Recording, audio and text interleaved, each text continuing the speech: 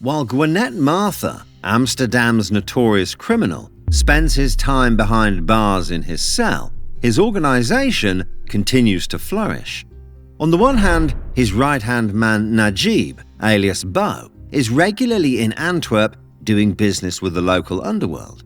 And on the other hand, Gwinnett keeps in touch with his friend Najib Image, alias Ziggy, who is mainly focused on Amsterdam. Having several trusted men keeps Gwinnett in the game. He is kept informed of everything that happens outside. For example, Najib's name often appears on the list of visitors to his penitentiary. Nevertheless, it seems that for the latter, the fact of seeing his boss serving a sentence is not such a big disadvantage, since he himself is thirsty to go up in the hierarchy.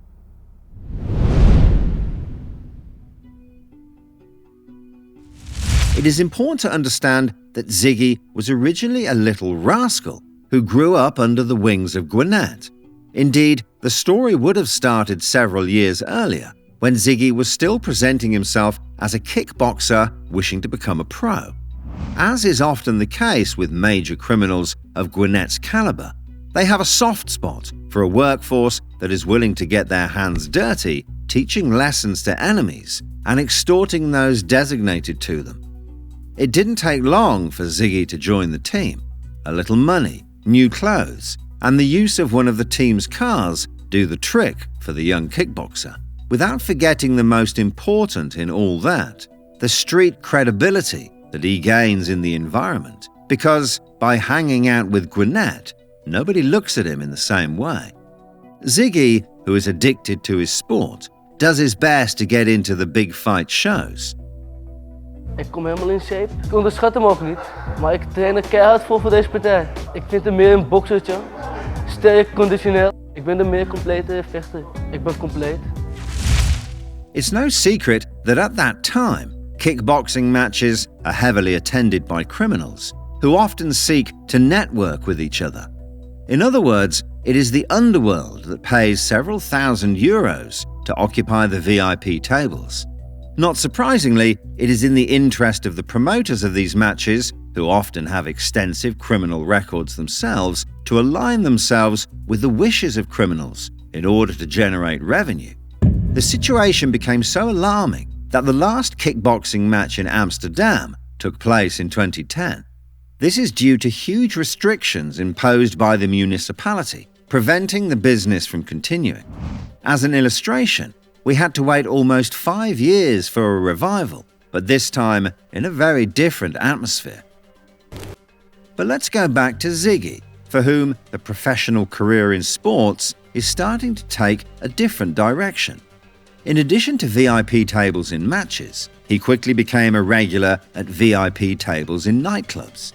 It is clear that the new lifestyle and the notoriety that goes with it, when he is surrounded by his new team and beautiful women, pleases him much more than the sport. Little by little, he sinks and becomes a real hardened criminal. In 2011, in his nightlife, he meets his future partner Luana, a Brazilian businesswoman specialized in clothing, who immediately charms Ziggy. After a moment of hesitation on the part of the sweetheart, they finally start dating. The story between the two lovers accelerates at a fast pace. The first child is born in 2012, and the other one follows right after. Doubts persist in Luana's family regarding the suspicious source of income of her darling husband. However, this will not stop their relationship. When the justice system pursues Gwinnett more and more, who finally has to stay in prison until 2012, Ziggy becomes the man in Amsterdam, at least in his head, because he still continues to obey Gwinnett's orders. The year 2012 will forever remain a landmark year for the Mocro War. According to the police, we can conclude from various official reports provided by the criminal intelligence team that there is a conflict in the underworld between two groups, that of Gwinnett Martha against that of Hose, who are trying to eliminate each other respectively. Gwinnett, just out of prison, faces the liquidation of his best friend Bo in front of a hotel in Antwerp, a mission remotely ordered by Bernauff of the Hose Group. Unsurprisingly, the reply was not long to come, and Bernauff escaped to counterattack 2 months later, which was not the case for two of his friends. As far as Gwinnett is concerned, his position is becoming more and more vulnerable. His case still has to be investigated again, and the justice system is still claiming 16 million euros from him. Not to mention the fact that he has to report to the police station every week to avoid returning to prison. A difficult situation to keep when he is suspected of an attempted liquidation after being arrested in a car full of weapons. He finds himself locked up again for a while. It is 2013. He had changed a lot and converted to Islam. He really prayed every day, was very fierce against drugs and smoking, didn't eat pork anymore, and from then on, he became the green tea man for me. Despite his testimony, Gwinnett still has a firm grip on the business in Amsterdam. Ziggy, who is now deeply involved in the conflict, regularly visits Gwinnett in prison to get instructions. However, everything is starting to change.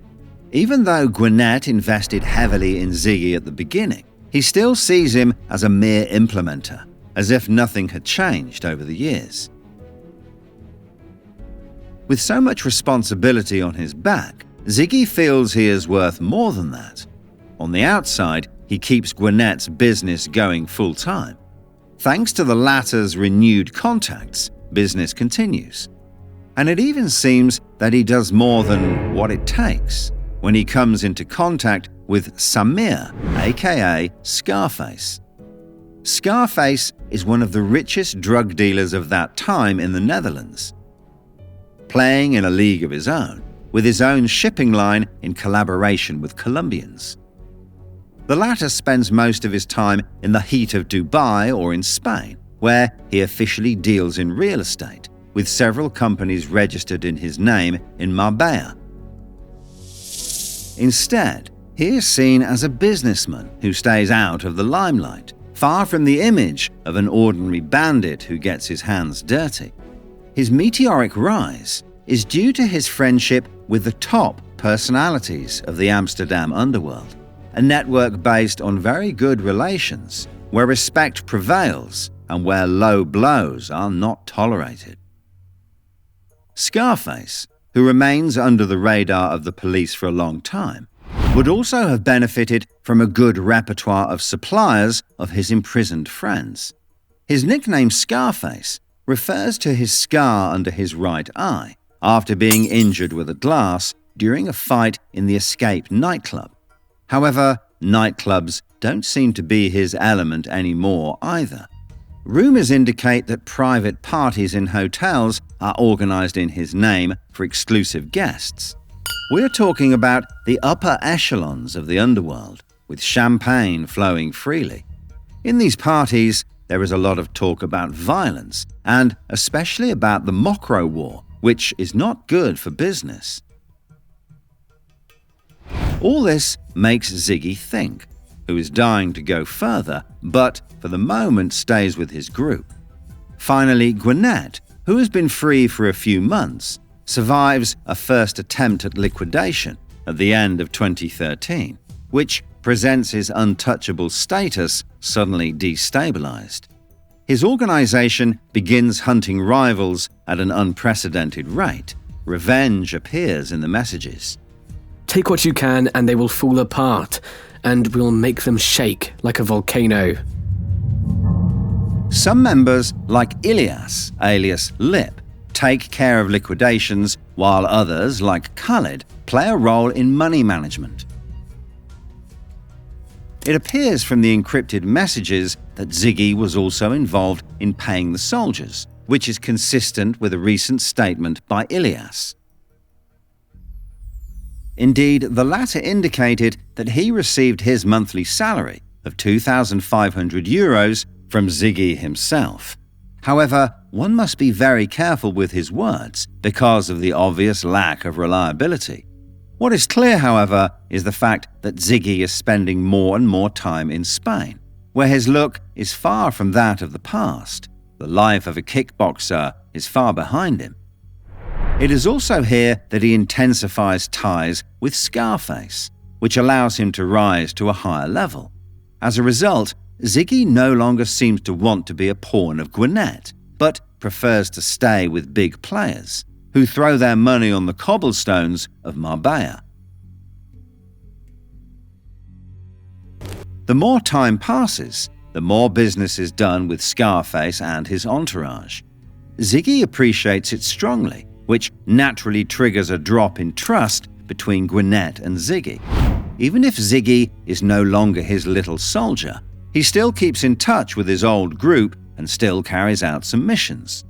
On the other side, the rival group increases the pace to finally get rid of the big Gwinnett. While leaving a shawarma restaurant in May 2014, his life suddenly ended after being shot about 80 times. He died in the same way as his brother Giovanni, while the boys of the time were all friends, and the Mocro War could only be seen as a fiction. It was Martha. I really knew who he was these last years. I know that among other things, he immediately had his brother's murderer shot when he came out. He told me so himself several times. But for me, he remains a man with a big heart, proper, and a man of his word. Since that day, the chaos in the environment is complete, due to fierce wills to take power. Martha's group split into two teams. One group hung around Ziggy, and the other was considered the real heirs, including Gwinnett's nephew, Dennis, and his followers, who will eventually join another very powerful man in the business. As far as Ziggy is concerned, it appears from the intercepted and initially encrypted messages that the man would have played a double game by having directly or indirectly provoked the liquidation of Gwinnett. And as the newspaper Het Parool mentions, his group did not know this in 2014. Very soon, all of this will have dramatic repercussions for Ziggy. On the other hand, it is necessary to recall an important element in the relation to the shooting known as Wild West, in which Ben Auf escaped unscathed. As the only survivor, he had the advantage of being able to give his side of the story in the testimonies that were sometimes seen as speculative. In addition to the Audi, with shooters fleeing after the attack, there would have been a second team in the area. Ben Auf would have told a chief detective during a phone call that this second team would be composed of Nofel and Pirki, among others. I know who I have a headache about. I know they are hitmen. Everyone on the street knows they are hitmen. These nicknames refer to Naufal and Durkawi. Both are eventually identified as suspects in the case. First, the street deals with Durkawi, who is liquidated a few years later, while the ultra-known Naufal sees his case dismissed for lack of sufficient evidence. However, in the milieu, his participation in the liquidation will be considered as proven, and he will very soon become the main target of the group around Hose. But before that happens, his destiny and Ziggy's will cross.